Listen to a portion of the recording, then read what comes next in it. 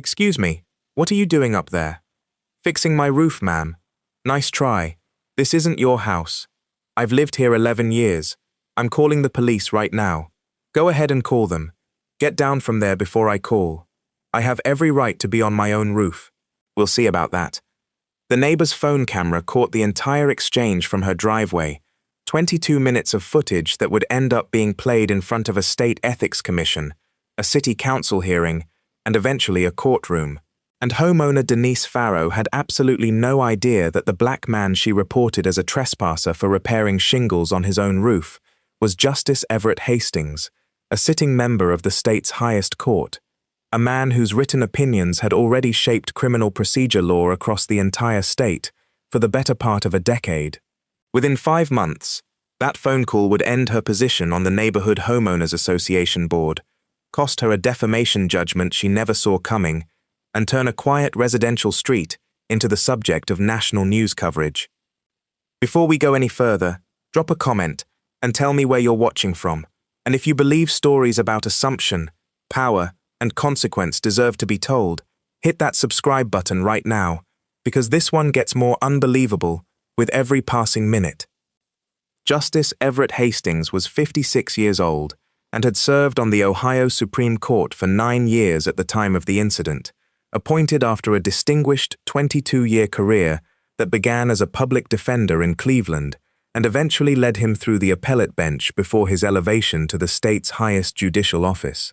He was known among colleagues and clerks alike for a particular kind of quiet, methodical patience, the same temperament that had made him one of the most frequently cited authors of majority opinions on the court, opinions that lower courts across the state relied on to resolve everything from search and seizure disputes to complex questions of statutory interpretation.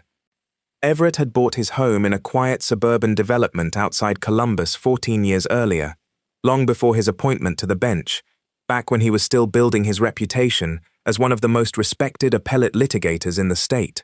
The house was a modest 2-story colonial on a cul-de-sac lined with maple trees, the kind of neighborhood where lawns were mowed on Saturday mornings and neighbors waved from driveways without necessarily knowing each other's last names. He had lived there through 2 of his 3 children's entire childhoods. He knew which houses had dogs that barked at the mail carrier and which driveways iced over first in winter. He was, by any reasonable measure, exactly the kind of long-term, invested resident that homeowners associations claim to want. That Saturday morning in early October, a storm 2 days earlier had torn several shingles loose near the roof's northern edge, the kind of minor damage that, left unaddressed, tends to become considerably more expensive once winter moisture finds its way underneath. Everett, who had grown up doing his own home repairs alongside his father in a working-class neighborhood in Youngstown, saw no reason to call a contractor for what amounted to an afternoon's worth of work. He pulled his extension ladder out of the garage, gathered a bundle of replacement shingles he'd bought the day before at the hardware store, and climbed up to assess the damage around 10 in the morning, dressed in old jeans, work boots, and a faded grey sweatshirt with a small tear near the collar, clothing that had absolutely nothing to do with his professional life, and everything to do with the practical reality of climbing onto a roof to hammer shingles back into place. Nothing about this scene was unusual. Homeowners across the country spend their Saturday mornings doing exactly this kind of routine maintenance, and Everett had done small repairs on this same roof at least a dozen times across 14 years of ownership. But 3 houses down, in a corner lot with an unobstructed view of Everett's roofline, a woman who had moved into the neighborhood just under 2 years earlier was standing in her driveway, watching him work with an expression that had already curdled into suspicion before he had driven the first nail. Denise Farrow was 44 years old and had relocated to the neighborhood after her divorce settlement allowed her to purchase the corner house outright, a fact she mentioned often and pointedly to anyone within earshot. She had, within her first 18 months in the development, positioned herself as the neighborhood's unofficial watchdog, volunteering for the Homeowners Association board, sending frequent emails about lawn maintenance violations, and developing a reputation among longer-term residents as someone who noticed everything and assumed the worst about most of it. She did not know Everett personally, She had seen him occasionally from a distance, driving past in his sedan, but had never had an actual conversation with him in the 2 years she had lived on the street, a detail that would later become significant in ways she never anticipated. Have you ever had a neighbor assume the absolute worst about you without ever actually speaking to you first? Drop a yes or no below, because what happens next is going to make you furious. Denise watched Everett climb the ladder, watched him carry a bundle of shingles up to the roof's edge, and immediately reached for her phone, not to call Everett's actual neighbors on either side of him to ask if they recognized the man on the roof, which would have taken less than 2 minutes and resolved the entire situation before it began, but to start recording video from her driveway while she called the police non-emergency line. "Hi, I want to report someone on a roof on Maple Ridge Court," she told the dispatcher, her voice carrying the particular tone of someone who has already convinced herself she is doing a civic duty. "There's a black man up there right now working on the roof, and I don't recognize him from the neighborhood. I think he might be stealing materials or casing the house for a break-in." The dispatcher, working from a script designed to extract concrete details rather than assumptions, asked the obvious follow-up question. "Ma'am, is he damaging the property or removing anything from the house?" Denise hesitated. "He's replacing shingles," she admitted, "but I've never seen him before, and this isn't a house where I recognize regular contractor visits." The call was logged and dispatched as a possible property crime in progress, based almost entirely on Denise's characterization rather than any actual evidence of wrongdoing, a distinction that would matter enormously once this case eventually reached legal review. Meanwhile, Denise had walked closer to the base of Everett's driveway, phone still recording, and called up to him directly. "Excuse me, what are you doing up there?" "Fixing my roof, ma'am," Everett said, glancing down, his tone even and unbothered, the tone of a man who had spent decades in courtrooms learning not to react reflexively to hostility until he understood exactly what he was dealing with. "Nice try," Denise said. "This isn't your house." "I've lived here 11 years, Everett said, his patience visibly holding, though anyone who knew him well would have recognized the particular stillness in his voice as the same controlled composure he brought to the bench when an attorney's argument had begun testing the limits of the court's patience. "I'm calling the police right now," Denise said. "Go ahead and call them," Everett replied. Denise's confidence, rather than wavering at Everett's calm response, seemed to harden instead, the way certainty often does when it has already been publicly declared and now feels tied to personal credibility rather than actual facts. "Get down from there before I call," she said, despite having already made the call moments earlier. "I have every right to be on my own roof," Everett said. "We'll see about that," Denise answered. Should someone be required to attempt basic verification, like knocking on an actual neighbor's door, before calling police based purely on assumption? Let me know what you think in the comments below. The responding officer arrived 12 minutes later, a young patrol officer named Trevor Boskins who had been with the department for just under 2 years. Trevor approached the scene the way most officers approach an ambiguous property dispute call, with a baseline level of caution, but no predetermined conclusion, at least initially. He parked his cruiser at the curb, walked up the driveway, and looked up at Everett, who remained on the roof, having decided that climbing down mid-repair, while a police response was already underway, carried its own set of risks. He had no interest in navigating unnecessarily. "Sir, can you come down here for a minute?" Trevor called up. Everett, ever the careful legal mind even in the middle of an ordinary Saturday morning gone strange, climbed down slowly and deliberately, keeping his hands visible throughout the descent, a habit born less from any specific fear in this particular moment, and more from decades of professional awareness regarding how quickly ordinary interactions with law enforcement can shift based on perception alone. "Sir, I got a call about someone on this roof who didn't seem to belong here," Trevor said, glancing between Everett and Denise, who stood at the edge of the driveway still holding her phone. "This is my house," Everett said. "I've owned it for 14 years. My driver's license is inside if you'd like to verify that, along with the property deed and about a decade of utility bills with this address on them."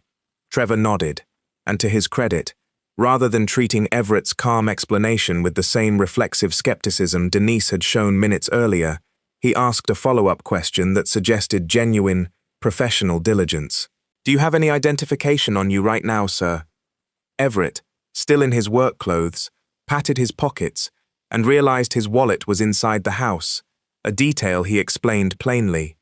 "It's inside," he said. "I can walk in and get it, or you're welcome to walk with me."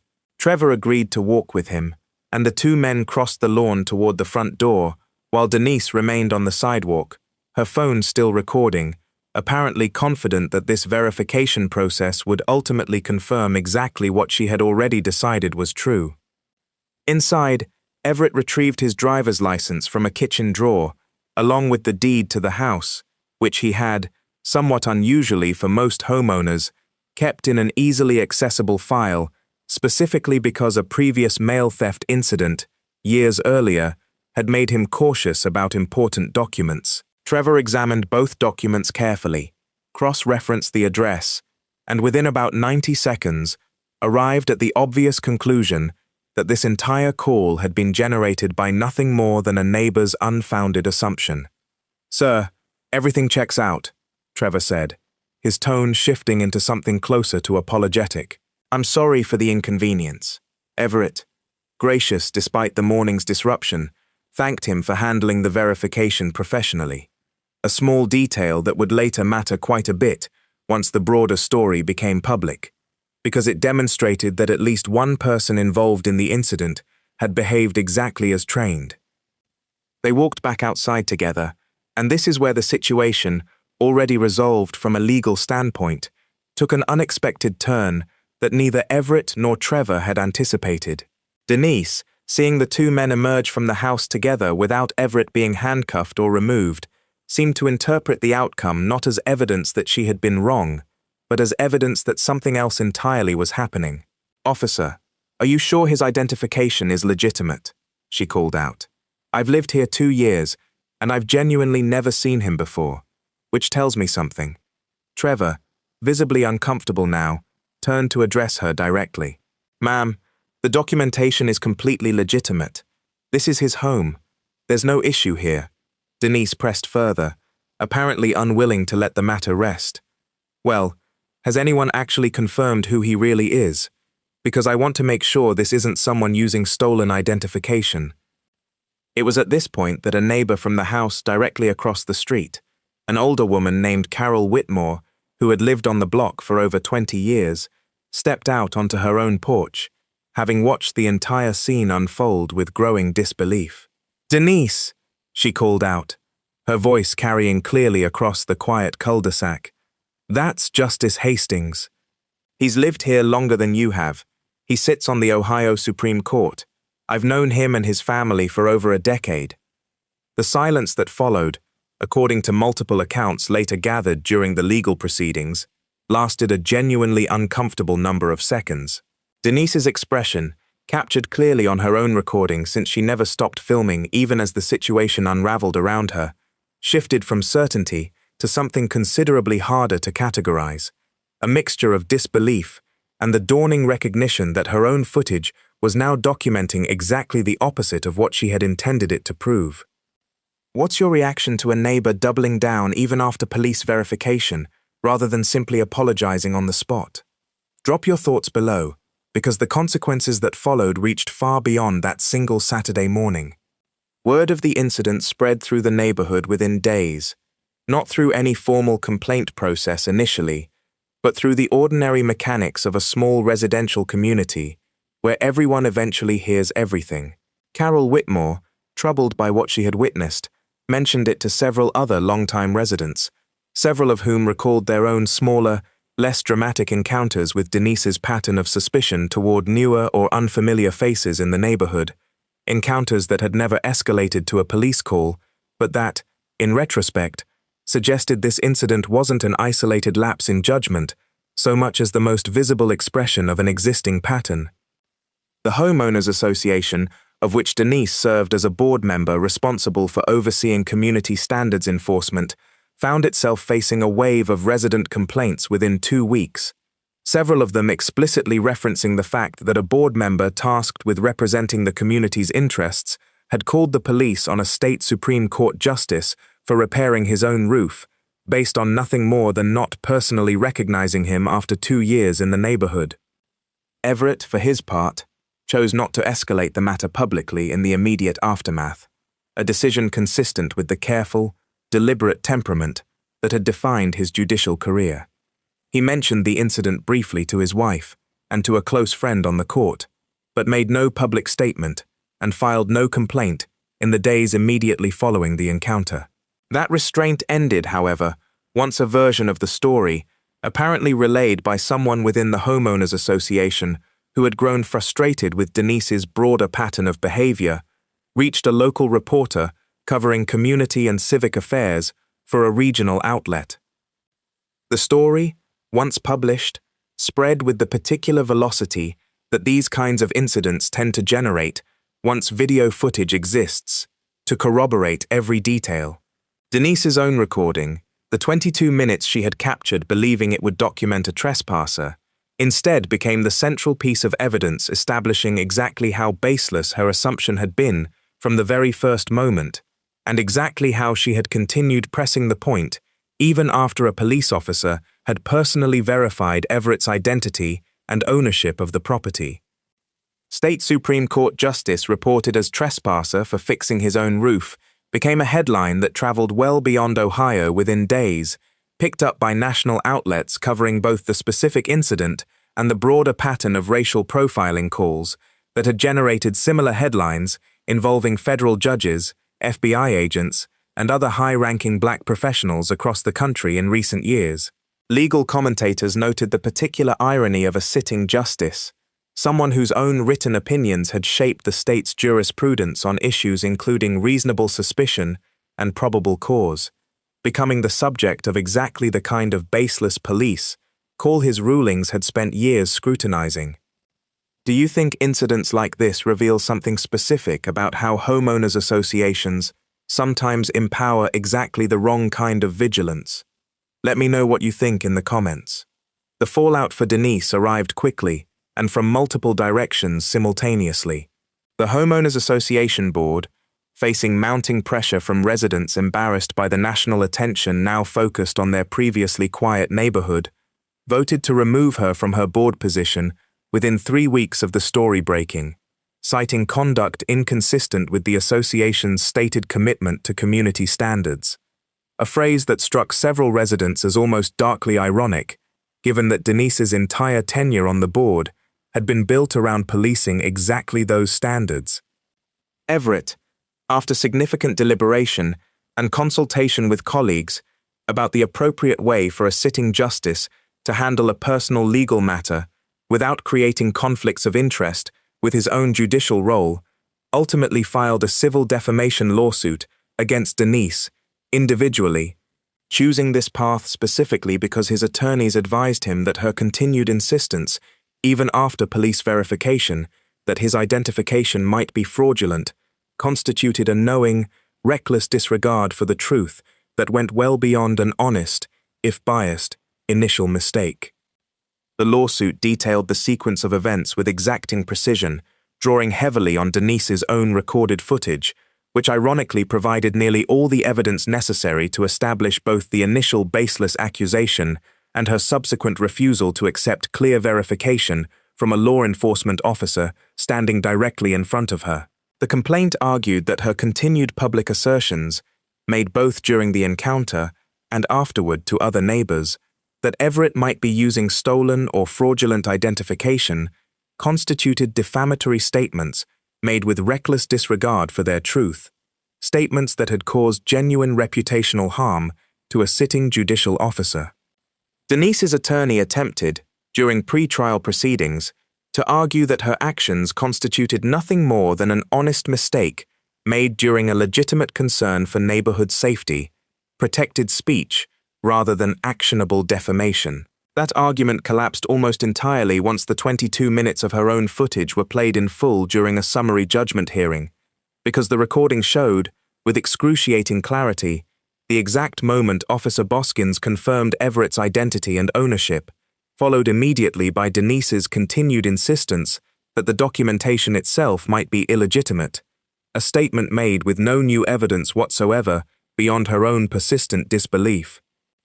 The presiding judge, a colleague from a different judicial district who had been specifically assigned to avoid any appearance of favoritism given Everett's position on the state's highest court, ruled that Denise's statements after the point of police verification could reasonably be found to meet the legal standard for reckless disregard, allowing the defamation claim to proceed to trial rather than being dismissed at the summary judgment stage.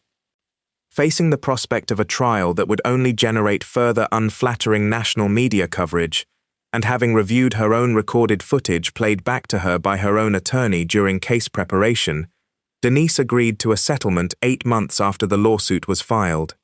The settlement required her to pay Everett $180,000 in damages, along with a formal written apology that Everett's attorney insisted be drafted with specific acknowledgement of the racial assumption underlying her initial call, rather than the vaguer language about miscommunication that Denise's legal team had initially proposed. Everett donated the entirety of the settlement to a legal aid organization, providing pro bono representation to homeowners facing wrongful eviction and property disputes, a cause he had supported quietly for years but chose to fund publicly, in this instance, specifically to redirect attention away from himself and toward the broader systemic issues the incident had exposed. "I didn't pursue this because I needed the money, or even primarily because I needed the apology," he said in a rare public statement following the settlement. "I pursued it because the moment a police officer stood in my kitchen, examined my deed and my license, and confirmed without any ambiguity that I owned my own home, the story should have ended. It didn't end there, and the reason it didn't end there says something important about how deeply some assumptions get held, even in the face of direct, unambiguous evidence to the contrary. Should continued insistence after clear verification carry heavier legal consequences than the initial mistaken assumption itself? Drop your answer below, because this distinction became central to how the entire case was ultimately decided. The Homeowners Association, chastened by the national attention and the internal fracturing the incident had caused among residents, implemented new guidelines for its board members, explicitly prohibiting the use of official association channels, including its community alert system and neighborhood social media groups, to report suspected criminal activity without first attempting reasonable verification, such as contacting adjacent neighbors or checking publicly available property records. While these guidelines carried no formal legal weight beyond the association's own internal bylaws, several other homeowners associations in the greater Columbus area, having watched the case unfold in local media, adopted similar language in their own governing documents over the following year.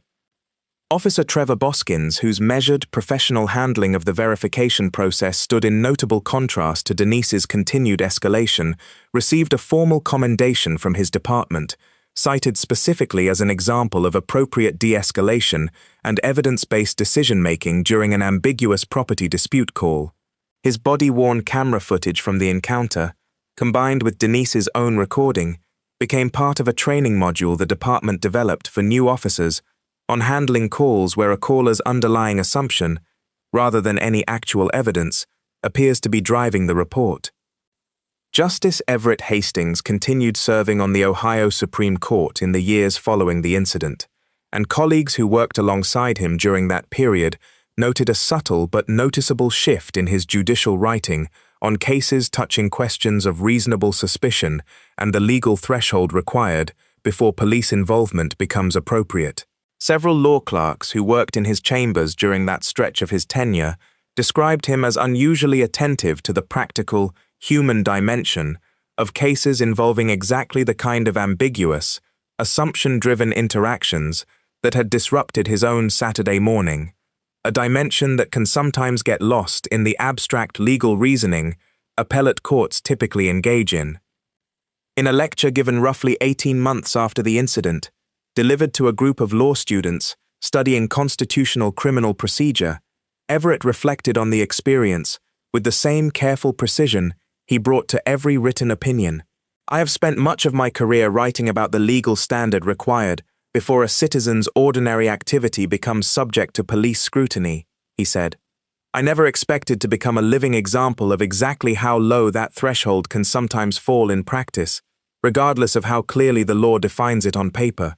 I was on my own roof, wearing old work clothes, doing something I had done a dozen times before on that same house, and none of that mattered for the first 20 minutes of that encounter, because the only fact anyone seemed to require was the color of my skin against an assumption about who belongs on which roof. He paused and continued. What troubles me most, even now, isn't the initial call. Mistaken assumptions happen, and I understand that people sometimes misjudge situations honestly, if regrettably. What troubles me is the moment after verification, the moment when clear, documented, unambiguous evidence was placed directly in front of someone, and she chose disbelief over acceptance anyway. That moment is where accountability has to live, because that's the moment that separates an honest mistake from something considerably more stubborn and more revealing. The footage from that October morning, all 22 minutes of Denise's own recording, has since been referenced in several continuing legal education seminars focused on implicit bias within civil litigation, cited specifically as an unusually clear example of the difference between an initial, if biased, assumption and the subsequent, knowing refusal to abandon that assumption once directly contradicted by verified evidence. What's your biggest takeaway from everything you just watched unfold? Drop it in the comments below, because I read every single one of them. This story matters for reasons that extend well beyond one settlement or one neighborhood's uncomfortable reckoning with itself. Everett Hastings had every conceivable advantage a person could hope to carry into a moment like that one. He held a lifetime seat on his state's highest court. He had the legal knowledge, the professional standing, and the calm, deliberate temperament to navigate the encounter without it turning dangerous, and to pursue accountability afterward through exactly the kind of careful, methodical process his entire career had trained him to execute. And he still ended up standing in his own driveway, in work clothes, being questioned about ownership of a house he had lived in for 14 years, because a neighbor looked up at a roof and decided, within seconds and without a shred of actual evidence, exactly who couldn't possibly belong there. Think about everyone who does ordinary home repairs, mows ordinary lawns, and walks ordinary dogs in neighborhoods across this country without any of those advantages standing behind them. Everyone who doesn't sit on a state Supreme Court and can't eventually force accountability through a defamation lawsuit backed by extensive legal resources. Everett's case ended in a settlement and institutional reform because every piece of the situation happened to align in a way that made dismissing it impossible. A police officer who did his job correctly, a longtime neighbor willing to speak up publicly, and a recording that, ironically, documented the accuser's own unraveling certainty in real time. Most cases like this never get that alignment, and that gap is exactly what continued attention to these stories is meant to help close. Not every wrongful accusation ends in accountability. Not every homeowners association reforms its practices before real harm occurs to someone standing on their own roof. But this one did, and the reforms that followed, however incomplete, exist because one justice refused to let an ordinary Saturday morning disruption disappear quietly into an unremarked footnote of neighborhood gossip. Thank you for watching this story all the way through. If this made you think differently about how quickly an unfounded assumption can spiral into something with real, lasting consequences, and about what accountability actually requires once clear evidence exists, to contradict that assumption, share it with someone who needs to see it. Hit that subscribe button if you haven't already, because we're going to keep bringing you stories like this one, the ones that matter, the ones that force communities to confront exactly what happens when suspicion goes unchecked. Drop a comment. Do you think $180,000 was enough? What would real accountability look like in a case like this? See you in the next one.